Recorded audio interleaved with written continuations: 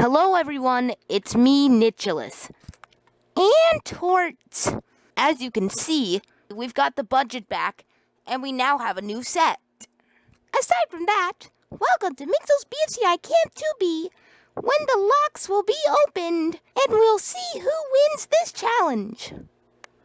But first, we have a confessional from every contestant, with no exceptions. Let's hear these confessionals. Okay, is anybody shocked that Flamer was willing to eliminate himself for the first boot? No one, I suppose. For team captain, that was surely unexpected. On to the challenge, and wow, is this one easier to do than the last one? This is literally a walk in the park.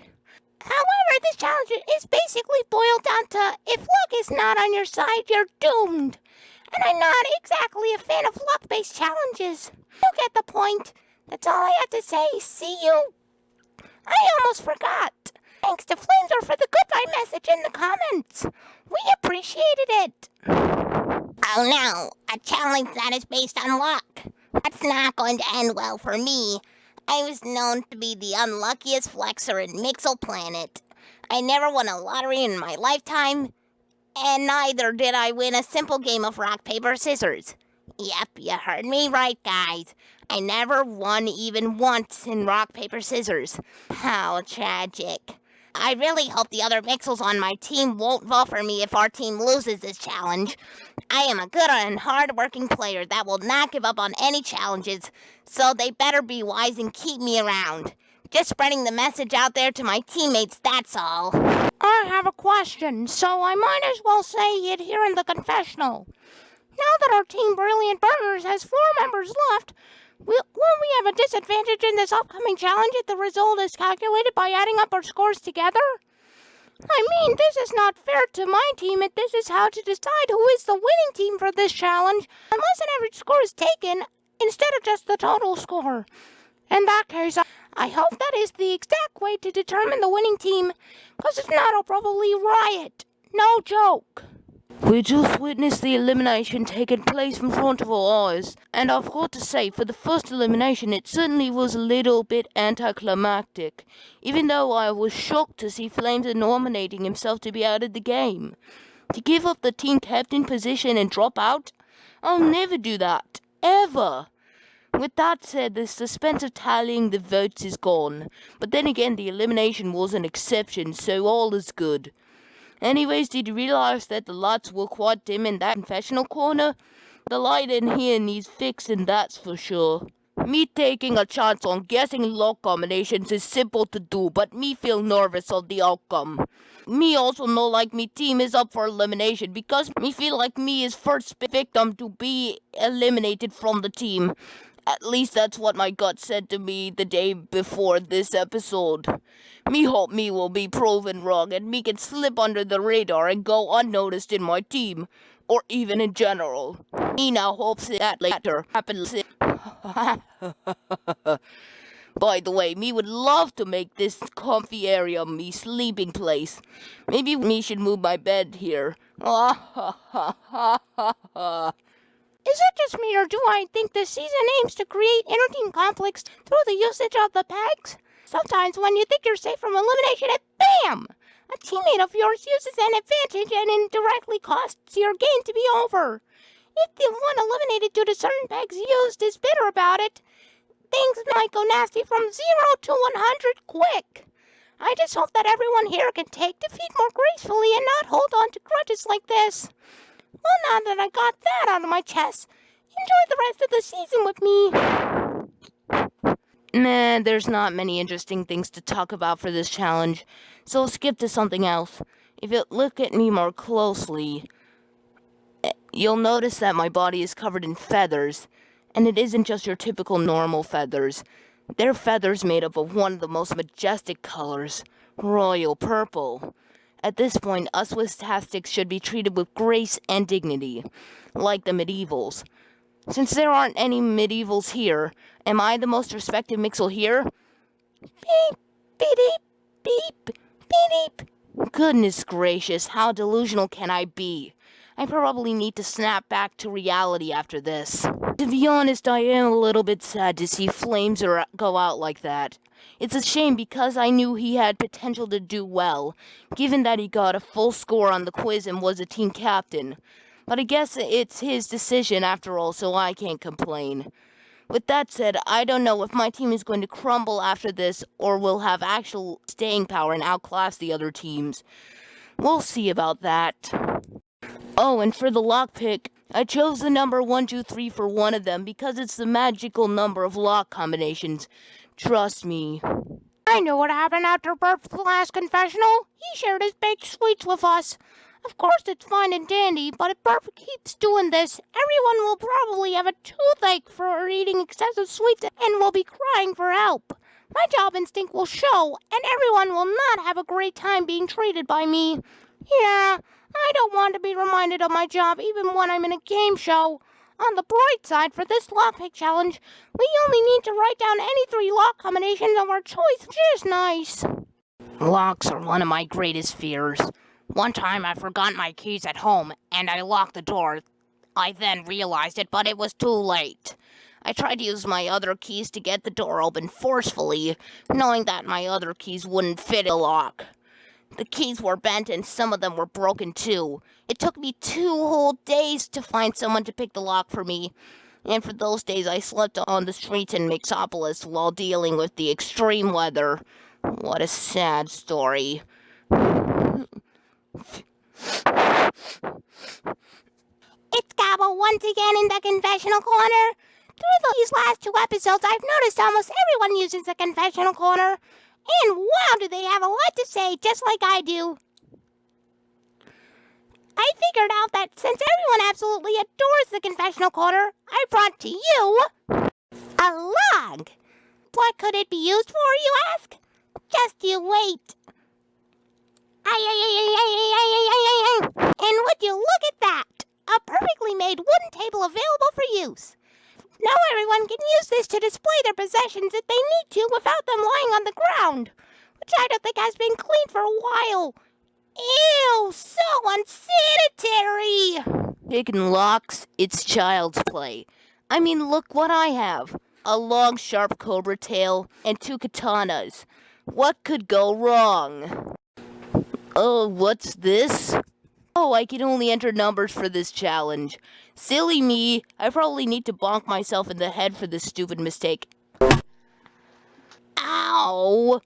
Well, at least I'm more aware of what I'm saying right now. And before I go, I want to say that the elimination was so out of the blue. I almost couldn't believe it. Zaptor's last words were short but memorable. Wait, it wasn't Zaptor who was eliminated, it was Flameser. Ow! I seriously needed some rest or something. Don't know how I'm going to do here, but because luck is what it comes down to for this challenge, I might as well expect the worst, so I'll feel better when the results come. I don't want myself to cry over such trivial things and make me look bad. About crying, what do tears taste like? Might as well find out with me, Scientist Chilvo.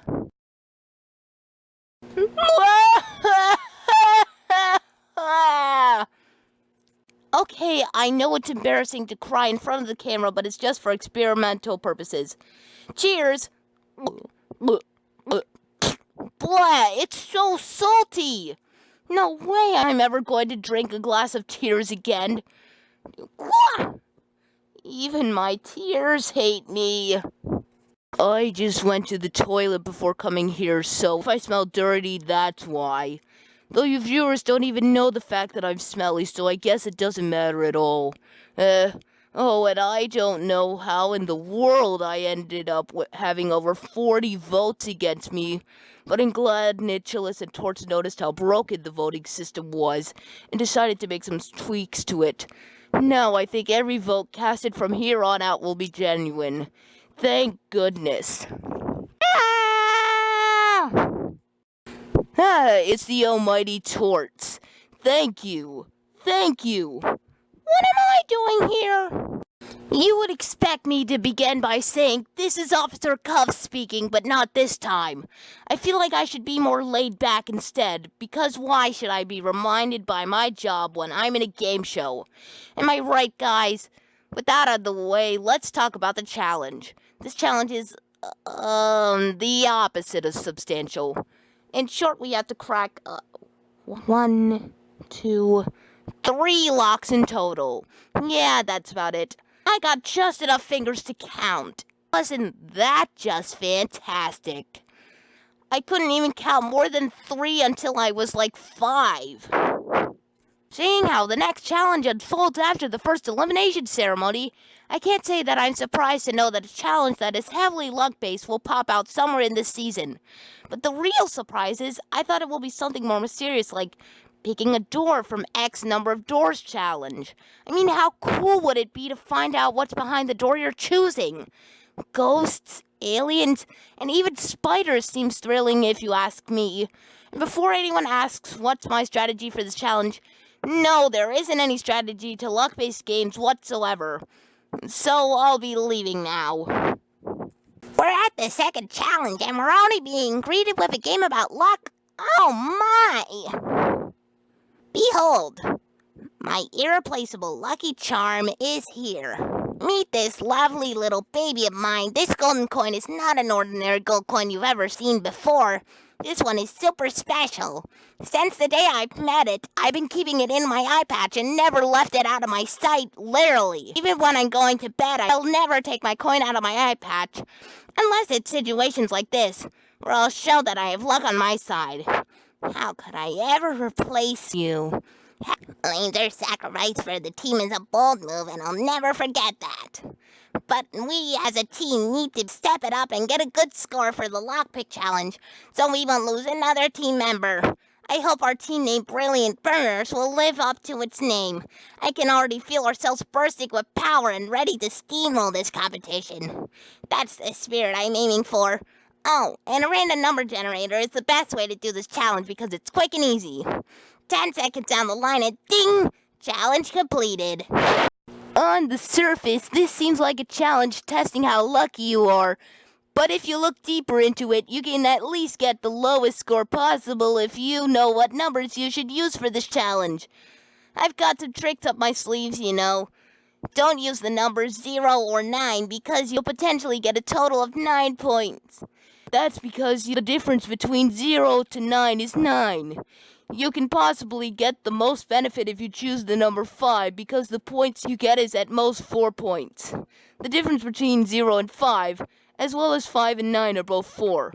After all, I got my A's in mathematics. This is just an exception. Block the camera! So now it's time to answer the questions. Firstly, whoever wins will be determined by the average of all of the team members' performances. Also, Nicholas has planned the next 3 challenges, and none of the next 3 challenges are luck-based. With that out of the way, let's see who wins and who loses the lockpicking challenge. Everyone submitted for the challenge this time. Now let's see what the 3 combinations are.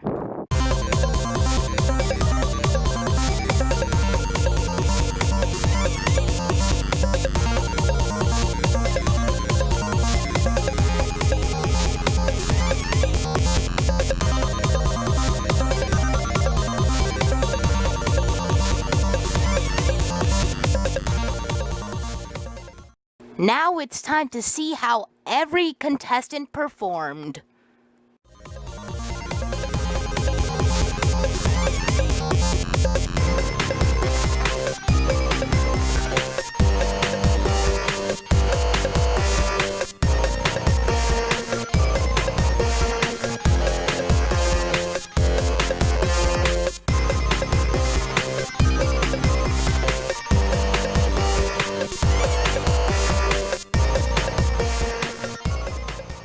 Since Camsta, Chef, Bulk, and Lunk are tied for first place, we have to break that tie.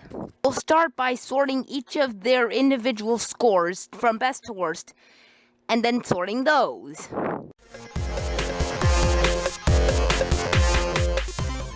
That means Chef gets first place and a revenge peg. Yeah! And Bulk gets 4th place and no peg. Aww. But Camsta and Lunk are still tied. In an effort to break this tie, we will count up how many correct digits Camsta and Lunk got.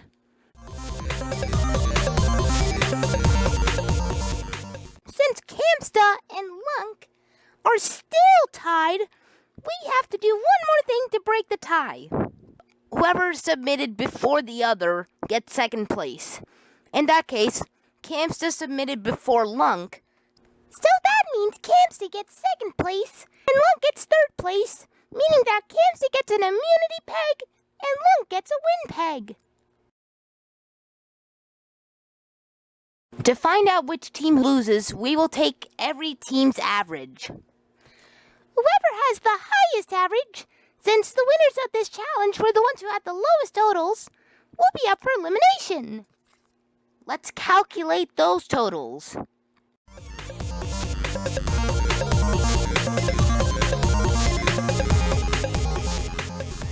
It seems that the cool consumers and the dynamic detectives are tied for last place. But since Nixbutt's error was only caught last minute, the cool consumers will be given a pass. That means the dynamic detectives are up for elimination. Oh, come on! Vote one of the dynamic detectives out using the form in the description by June 29th. You can also send a confessional using the other form in the description. See you in Mixels B.F.C.I Camp 3A!